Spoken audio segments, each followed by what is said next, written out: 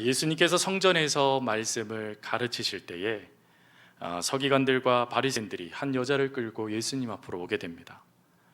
그리고 그 여자의 죄명을 이야기하는데 그 죄명은 간음죄였습니다.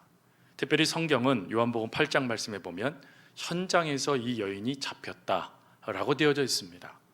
그리고 그 현장에서 잡혀온 이 여인의 간음죄는 그 당시의 율법에 의해서는 돌로 쳐 죽임을 통하여 그 간음죄를 끊어버리는 것이 율법의 기준이었습니다.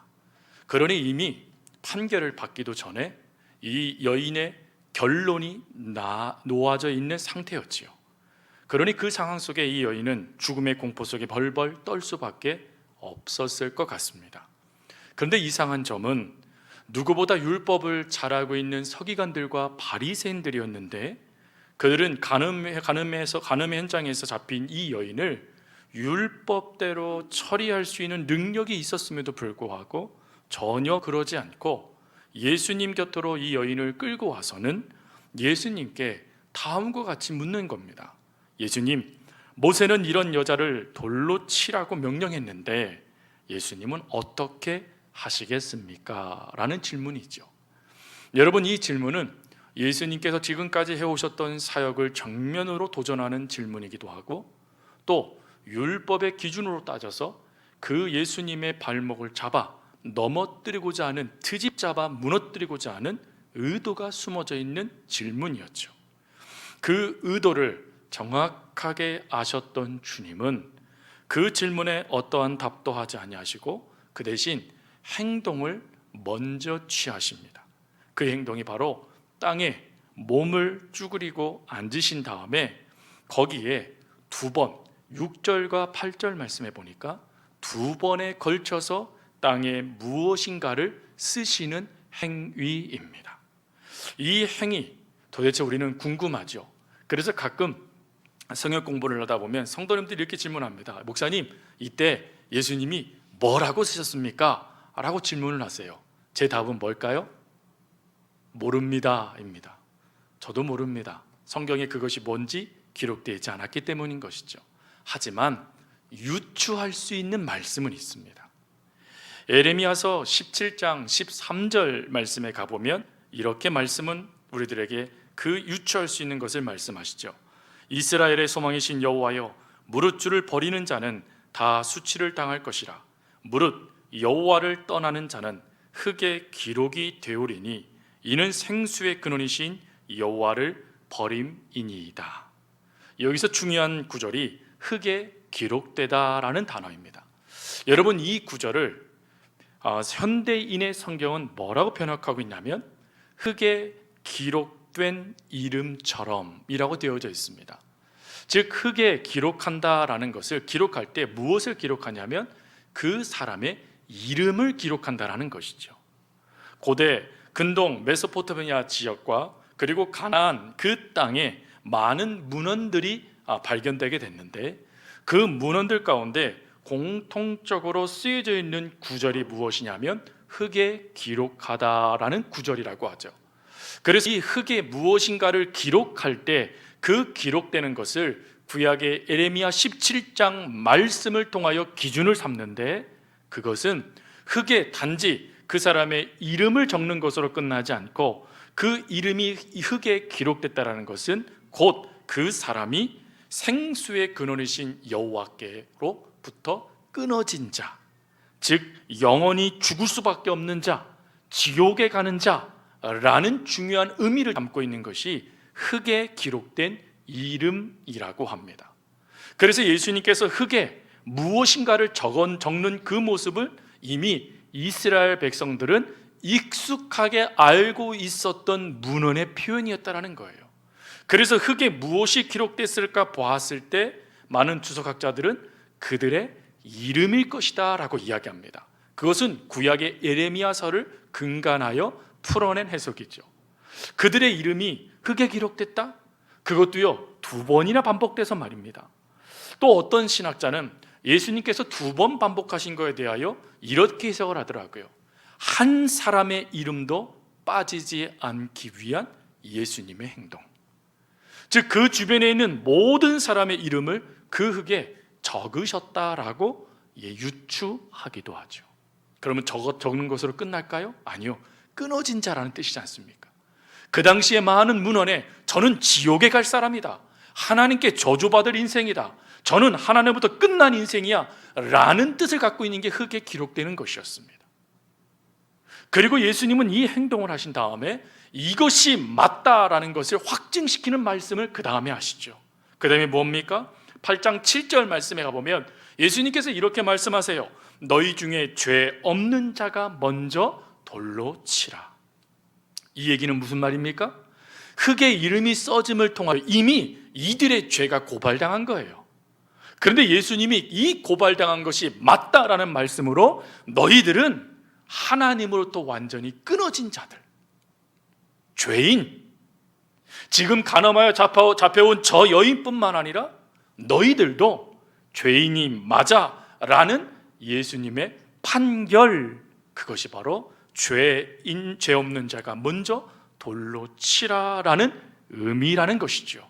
그래서 그 의미를 정확하게 깨달았던 이들이 양심의 가책을 받고, 그래, 나도 죄인이지, 나도 저런 모습이 있었어 라는 걸 깨닫고 연장자부터 청년에 이르기까지 모든 사람이 그 자리를 떠났다라는 것입니다. 그리고 이 모든 것이 떠났고 적막감만 가득한 그 자리에 예수님은 간음한 그 여인에게 무엇이라고 말씀하냐면, 너를 고소하는 자들이 여기 있냐? 여인이 대답합니다. 없습니다. 그러자 주님은 하나님만 할 수 있는 선언을 하세요. 나도 너를 정죄하지 아니하노니 다시는 이와 같은 죄를 범하지 말라라는 말씀이에요. 지금 예수님께서 이 말씀을 하실 때 그 수많은 무리들은 이미 다 떠나고 없습니다.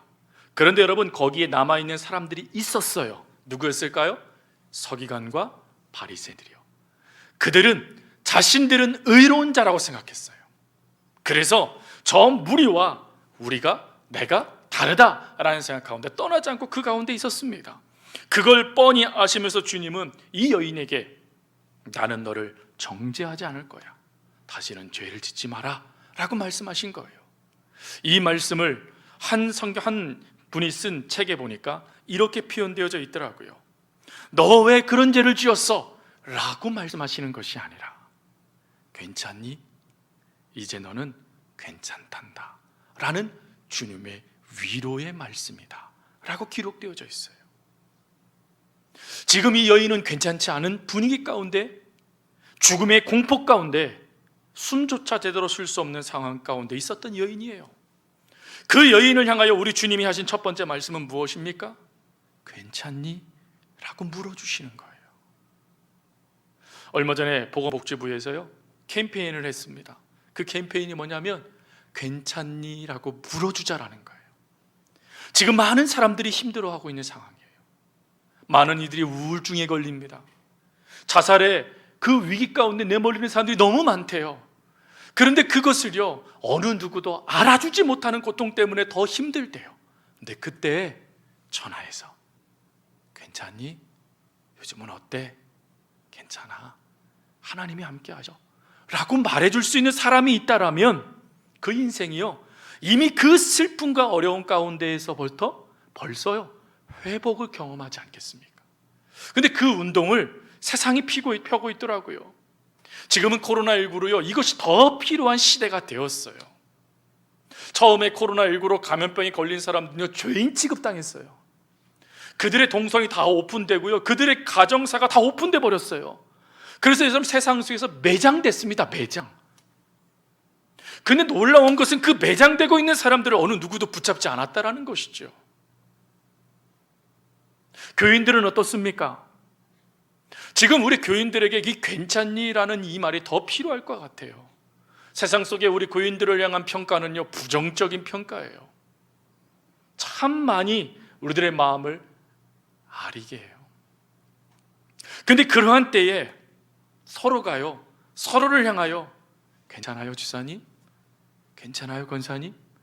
이렇게 전화하면서 격려한다면 얼마나 큰 은혜가 되겠습니까? 바로 지금 우리 주님은 그 위로, 그 격려, 그 말할 수 없는 우리들의 마음을 따뜻하게 하는 말씀을 우리들에게도 전해주시는 분이세요. 오늘 이 가늠하다 잡힌 이 여인에게만 괜찮니? 라고 물어주시는 분이 아니세요. 오늘 우리들에게도 괜찮니? 라고 물어주시는 분이세요. 오늘 이렇게 그 따뜻한 말씀 한마디를 통하여 이 한 여인을 살리시는 예수님의 모습을 통하여 우리는요, 하나님의 두 가지의 놀라운 모습을 발견하게 됩니다. 그 첫 번째 모습은 하나님은 괜찮니?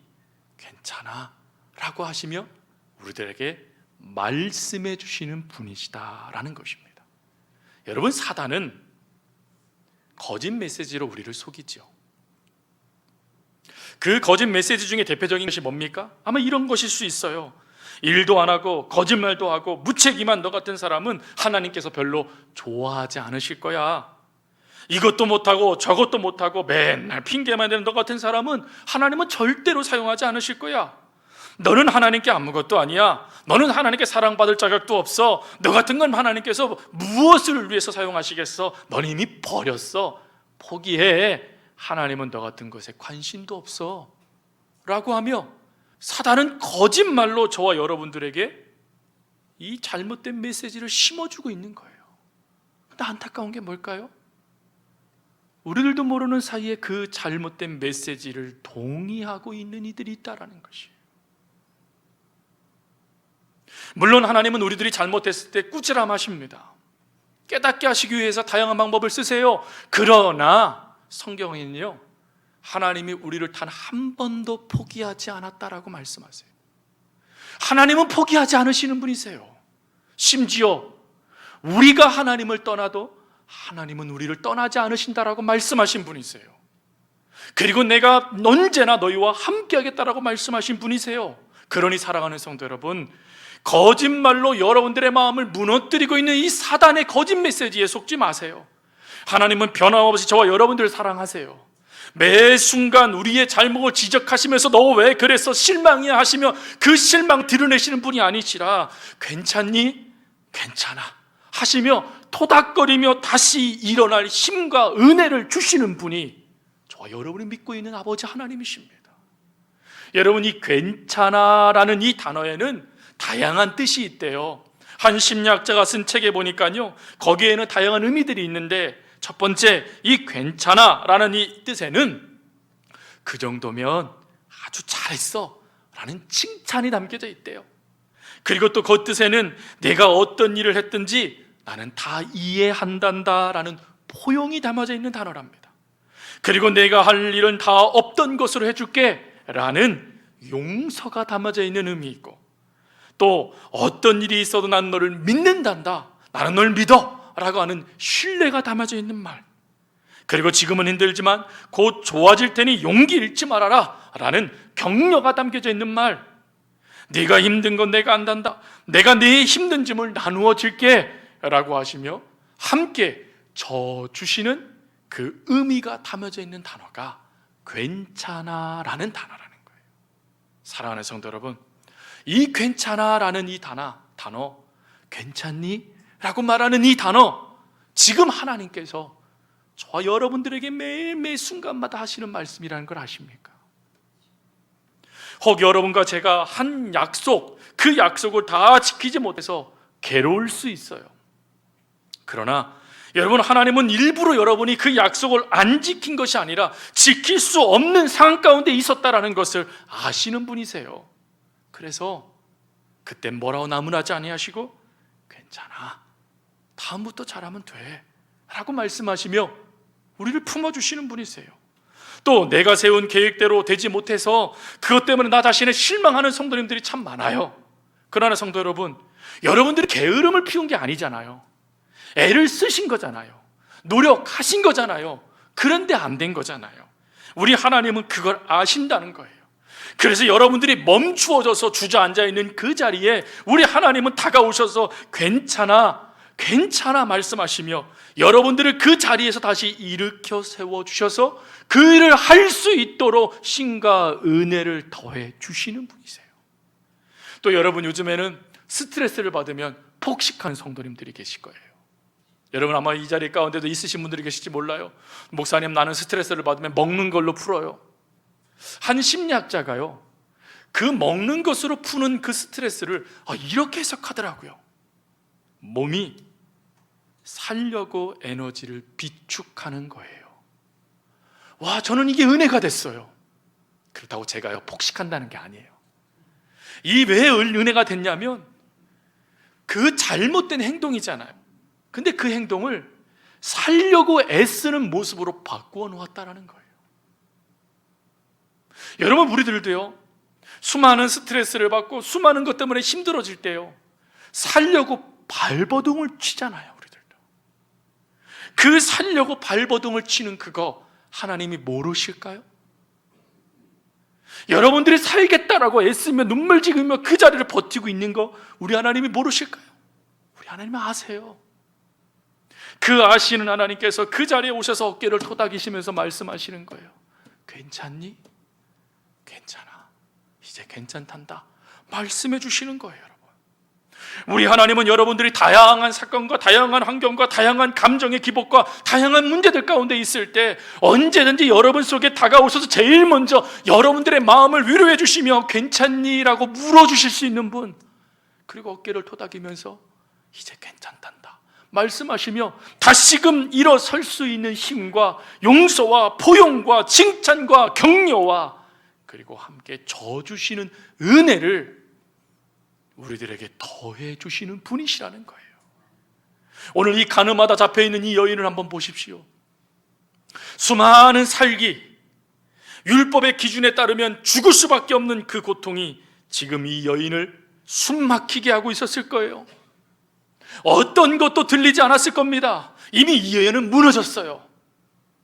이 무너진 여인에게 우리 주님이 던진 이 말씀, 괜찮니? 라는 이 말씀이 이 여인을 숨쉬게 할 수 있지 않았겠습니까? 오늘 그 하나님의 은혜를 하나님은 저와 여러분들이 기억하길 원하세요. 힘들고 어려운 시기예요. 여러분, 너무 괴로워요. 심지어 여러분들의 의도와 상관없이 사람들이 오해하기도 해요. 그리고 그 오해가 사실인 양 여러분들을 비난해요. 어느 누구에게도 이것을 풀어내서 시원하게 그 마음을 위로받지 못하고 있어서 그 답답한 마음에 가슴만 치고 있는 여러분들에게 주님이 찾아오세요. 그리고는 하루에도 몇 번씩이나 반복해서 괜찮니? 물어주시는 이 하나님의 사랑, 이 하나님의 은혜를 하나님은 기억하길 원하세요. 여러분, 이 음성이 우리 속에 들어올 때, 이 따스한 하나님의 은혜가 우리 속에 들어올 때 우리의 삶이 살아나요. 우리의 마음에 평화가 넘쳐나요. 그리고 여러분, 그 받은 은혜를 누군가에게 괜찮아요? 라고 하며 손을 내밀며 그에게 이야기를 해줄 때 그 영혼도 살아나더라라는 것입니다. 성도 여러분, 예수님이 오신 목적은 바로 이러한 은혜를 우리가 누리게 하시기 위해서 예수님께서 이 땅에 오신 것이에요. 바로 하나님은 오늘 우리들에게 이와 같이 말씀해 주시는 분이세요. 그러니 여러분, 어떠한 순간에 다른 사람의 말에 여러분 귀를 기울이지 마시고 끊임없이 여러분 귀에서 괜찮니? 괜찮아 라고 말씀하며 여러분들을 가슴에 끌어안고 있는 그 하나님을 기억할 수 있길 바라요. 제가요, 주보에도 한 시를 적어드렸잖아요. 여러분들 아이를 키우다 보면요, 아이가 아무런 이유 없이 울 때가 있어요. 도저히 모르겠어요. 어디가 아픈 것도 아닌데 갑작스럽게 아이가 우는데 그 우는 시간이요 1, 2분이 아닌 몇 시간씩 울 때가 있어요. 그럼 부모는 어떡하죠? 그 아이를 끌어안고요 계속 토닥여줘요. 그런데도 해결이 안 돼요. 근데 그때 그 아이를 향하여 우리 부모님들이 가장 많이 하는 말씀이 뭡니까? 괜찮아, 괜찮아 하면서 그 아이의 어깨와 또 등을 쓰다듬어 주면서 그 아이를 위해서 함께 움직여주는 게 부모님이잖아요. 우리 하나님 지금 저와 여러분에게 그렇게 해주고 계신다라는 거예요. 괜찮아, 괜찮아 하면서 그 울음이 잦아들 때까지 여러분들을 끌어안고 여러분들에게 괜찮니라고 물어주시고 계신다라는 거예요. 여러분, 이 하나님의 은혜를 여러분 잊지 않으셨으면 좋겠어요. 그리고 두 번째, 하나님의 은혜는 뭐냐? 단지 괜찮니라고만 말씀하시는 것이 아니라 우리를 격려해 주시는 하나님이시다라는 것입니다. 다른 말로요, 긍정적인 말씀을 해주시는 하나님이세요. 지금 이 현장을 여러분들이 한번 그림으로 그려보세요. 긍정적인 말이 많을까요? 부정적인 말이 많을까요? 부정적인 말이 많습니다. 이미 부정적인 말이 선포됐어요. 그 선포가 뭡니까? 율법에는 이러한 일을 행한 자를 돌로 치라 했습니다. 다른 말로 돌로 쳐 죽이라고 했습니다 라는 말입니다. 예, 율법에 그렇게 정해져 있습니다. 사람이 죄를 지으면 그 죄의 값을 반드시 받아야 된다고 말씀하시죠. 그런데 여러분, 이러한 율법에 대헌장과 같은 말씀이 있어요. 그러한 율법보다 앞서서 지켜져야 될 말씀이 있는데 그 말씀이 무엇입니까? 하나님을 사랑하듯 내 이웃을 내 몸처럼 사랑해라 라는 하나님의 말씀이에요. 어떠한 율법의 기준이 있어도 그 기준에 사랑을 놓치면 안 된다는 거예요. 사랑의 마음을 가지고 그 영혼을 바라봐야 되고, 사랑의 마음을 가지고 그 죄를 지은 사람을 바라봐야 된다는 거예요. 그런데 중요한 것, 그걸 누구보다 알고 있는 서기관과 바리새인들이 사랑의 마음은 없애버리고 부정적이고 날카롭고 판결의 잣대만 되는 부정적인 말, 죽이라고 했습니다 라는 말만 예수님께 던져놓고 있는 것입니다. 여러분, 근데 이러한 모습을 보면서 우리가 부끄러워져요. 왜 부끄럽까요? 안타깝게도 이런 모습들이 우리 가운데 있잖아요. 사람들의 죄된 모습들을 보고, 잘못된 모습들을 보고, 언행의 그 잘못된 불일치한 모습들을 보고, 수많은 실망거리들을 보면서 우리들도 말하잖아요. 돌로 쳐 죽여라 라고 말할 성경은 기록됐습니다 라고 말이죠. 제가 보지는 않았지만 인기리에 종영된 TVN의 한 프로그램 중, 드라마 중에 민센조라는 것이 있어요. 우연찮게 이 제작 발표에 대한 영상을 제가 짧게 이렇게 편집된 걸 보게 됐는데, 거기에요, 이 송중기 씨, 배우 송중기 씨가 인터뷰한 내용이 거기에 딱 이렇게 기록되어져 있었는데 그게 제 눈에 딱 들어오더라고요. 그는 이렇게 얘기했습니다. 내 안에도 여러 면이 존재합니다. 실제로 나와 가까이 하는 스태프들은 내 다른 면을 보기도 합니다. 그래서 나 자신을 많이 들여다보려고 했습니다. 내게도 악함과 독함과 날카로움은 있다고 생각하기에 그 점을 투영하려고 했습니다. 내 안에도 악함이 있다라는 거예요. 이 솔직한 고백이요, 제 눈에 딱 들어왔어요. 여러분, 우리 그리 선하지 않습니다. 복음성가의 가사처럼 하나님 내 안에 선한 것 하나 없습니다 라고 고백할 정도로 우리들도요, 서기관과 바리새인과 별반 다르지 않아요. 부정적인 말 더 친숙합니다. 그 부정적인 그 상황 가운데 한 영혼에 대한 사랑을 놓쳐버리기 일수인 게 우리들이지 않습니까? 근데 이때에 우리가 바라봐야 될 예수님의 모습이 극명한 차이점을 보여줘요. 물론 지금 간음하는 현장에서 잡혀온 이 여인은 죄인이 맞습니다. 분명한 것은 예수님은 이 여인이 죄인이 아니라고 말씀하지 않으셨어요. 오히려 예수님의 말씀을 기억하셔야 됩니다. 오늘 본문 말씀, 나도 너를 정죄하지 아니하노니, 무슨 말이죠? 죄인이 맞다라는 거예요. 죄인이 맞지만 그 죄를 나는 주목하지 않아 라는 것이죠. 그리고 그 다음 말씀이요, 다시는 이러한 죄를 범치 말아라. 죄인이 맞다라는 거예요, 이 여인이요. 그런데 그 죄인이 맞은 이 여인에게, 죄인인 이 여인에게 우리 주님은 부정적인 말을 쏟아부어서 너 죄인이 맞잖아 라고 말씀하시는 게 아니에요. 지금 주님이 이 말씀을 하시기 전에 먼저 이런 말씀을 하셨죠. 이 여인에게 주변을 돌려봐라. 누가 있니? 아무도 없어요. 나도 너를 정죄하지 않을 거야. 여러분, 이 얘기가 무슨 말이죠? 예수님은 이 여인의 죄가 무엇인지 모르시는 분이 아니에요. 무시하시고 간과해 버리시는 분도 아니에요. 그러나 지금 우리 주님의 눈에는 무엇이 들어왔냐면 그 죽음의 공포 속에 두려워 떨고 있는 한 여인이 들어온 거예요. 그 죽어가고 있는 한 여인의 영혼이 주님의 눈에 들어온 거예요. 여러분, 사실은 주님은 이러한 자들을 구원하기 위해서 오신 거지 않습니까? 그래서 그 여인을 향하여서 우리 주님은 숨막혀하고 있는 이 여인을 향하여서 이제 괜찮단다, 괜찮니라고 물으시며 이 그 숨막혔던 그 마음을 풀어주셨던 것이고, 그리고 그 다음 말씀이 뭡니까? 지금 이 여인을 옥죄해 오고 있는 수많은 과거의 모습들이 있잖아요. 이 여인이 단 한 번 간음죄로 왔을까요? 그러지 않았을 거예요. 그러다 보니 여러분, 이미 그 죄로 말미암아 파생된 수많은 것들이 이 여인의 영혼을 갉아먹었을 거예요. 그래서 나 같은 자는 하나님께서 관심도 두지 않을 거야. 그 당시 기준으로 따지면 나는 아브라함의 자손도 되지 못할 거야 라는 생각 가운데 절망의 구렁텅이에서 그대로 무너지고 있었을 것입니다.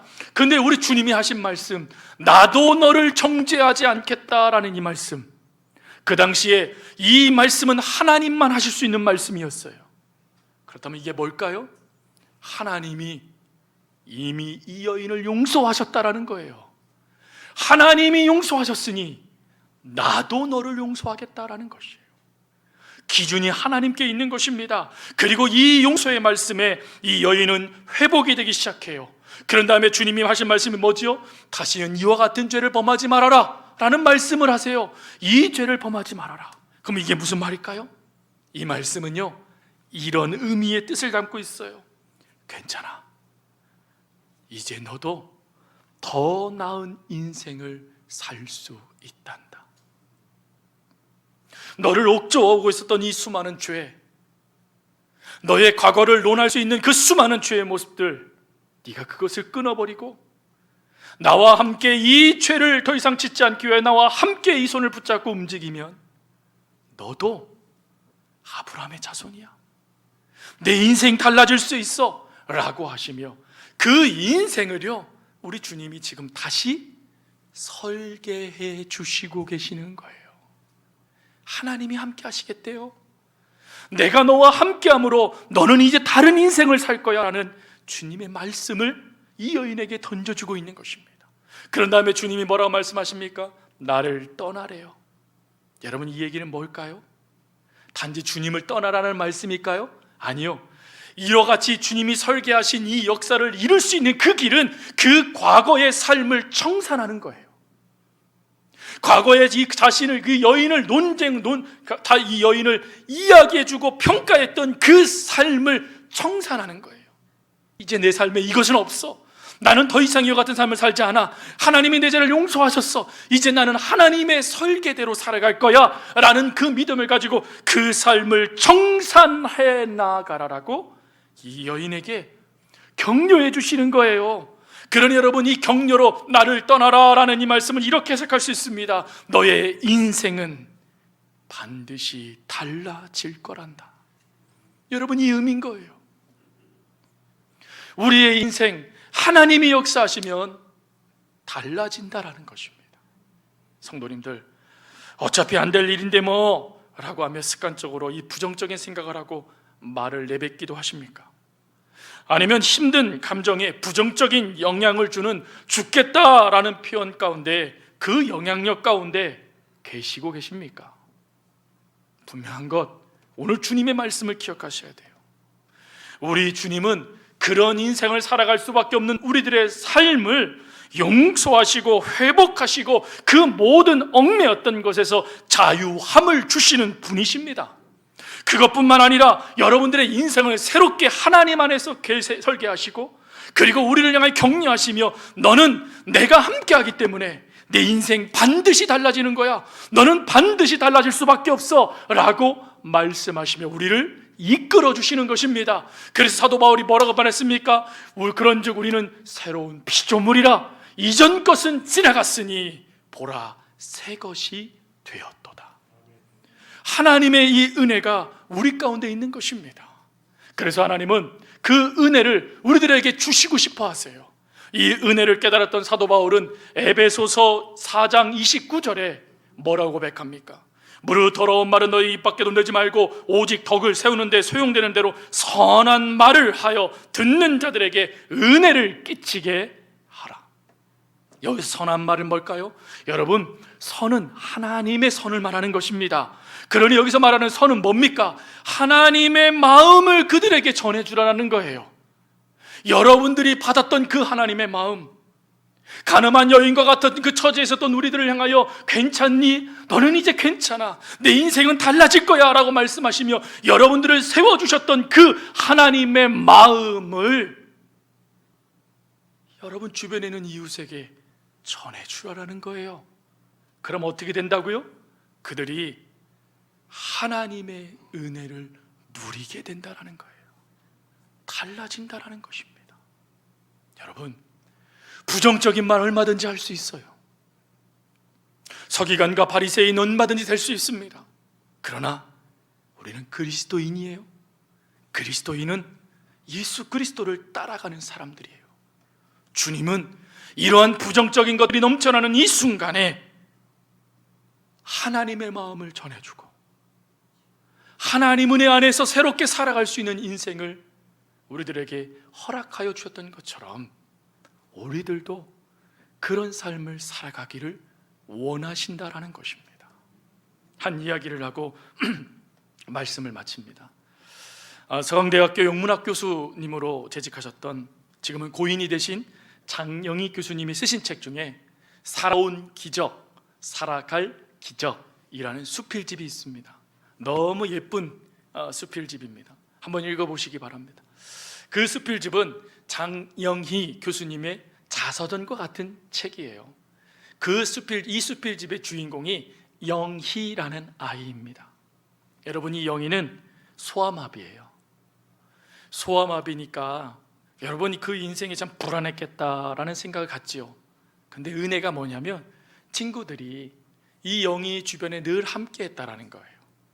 그래서 가방을 대신 들어주고 힘들어하면 부채질 해주고 업어주고 하면서 그 친구들이 함께 그 초등학교 시절을 기쁘게 보낼 수 있도록 함께 해줬다라는 거예요. 늘 친구들이 이 영희 주변에서 게임을 하고 때로는 영희를 심판으로 세워서 그 게임을 영희의 판결대로 할 수 있도록 기회도 주고 하면서 끊임없이 영희 주변에서 모든 친구들이 재밌게 놀면서 함께 이 초등학교 시간을 보냈다라는 겁니다. 근데 이 영희가요, 이렇게 밝아질 수 있었던 계기가 있었대요. 친구들의 그 사랑도 있었지만 우정도 있었지만 더 중요한 한 가지 사건을 이 수필집에 적어놨어요. 어느 날 초등학교 1학년 때 이 영희가요, 다른 친구들보다 조금 일찍 반이 끝나서 집에 와서 그 친구들을 기다리기 위해서 집 밖 문 앞에 자신의 옆에요, 이 영희를 지탱하고 있었던 기구를 내려놓고 영희가 그 불편한 소아마비 몸을 가지고 앉아 있었대요. 근데 그때 엿장수, 여러분 옛날 엿장수 기억나시죠? 옛날 엿장수가 가위를 찰랑찰랑 하면서 움직이면 여러분 그 소리만 들어도 집에 있는 냄비까지, 멀쩡한 냄비까지 갖고 나가는 그런 일들이 발생되잖아요.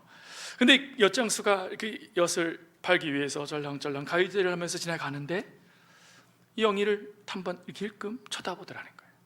그리고 지나갔습니다. 근데 얼마 뒤에 이 엿장수가요, 종이에 깨엿을 잔뜩 담아서 이 영희에게 왔대요. 그리고는 영희에게 이 깨엿을 딱 주면서 미소를 띠며 엿장수가 이렇게 얘기했답니다. 괜찮아. 이때 초등학교 1학년이었던 영희는 순간 당황했대요. 거기에 내용이 이렇습니다. 영희는 무엇이 괜찮다는 건지 몰랐습니다.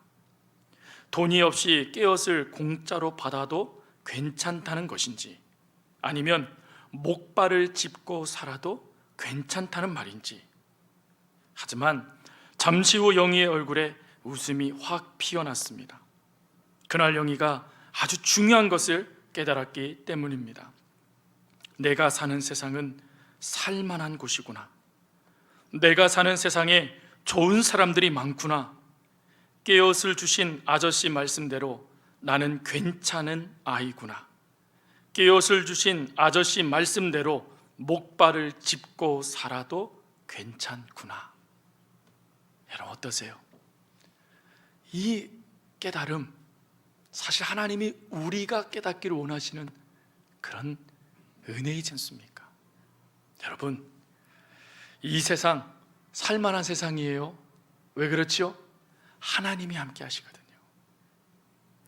그리고 이 세상에 하나님이 저와 여러분들을 끝까지 붙잡으시며 수많은 믿음의 동료들과 함께 이 믿음의 걸음을 걸어가게 해주시니 살만나는 세상이지 않습니까? 그리고 조금 모나다 한다 할지라도요, 그래도 그렇게 살아도 괜찮은 그런 삶이지 않습니까? 여러분 괜찮으세요? 하나님은 끊임없이 여러분들에게 괜찮아 라고 말씀해 주세요. 그러니 이 놀라운 하나님의 은혜의 말씀에, 그 따뜻한 하나님의 말씀에 힘을 내세요. 어렵고 힘들어도 끊임없이 여러분들을 격려하시는 그 하나님의 말씀에 힘입어 일어서서 이 어렵고 힘든 세상을 더불어 함께 극복해 나아가고, 그리고 괜찮아 말씀하시는 하나님의 그 은혜에 따라 여러분들의 삶이 먼저 달라져 가요. 그 속에 평안이 넘치는 그 삶을 살아갈 수 있는 우리 성도님들 될 수 있기를 간절히 주님의 이름으로 부탁드립니다.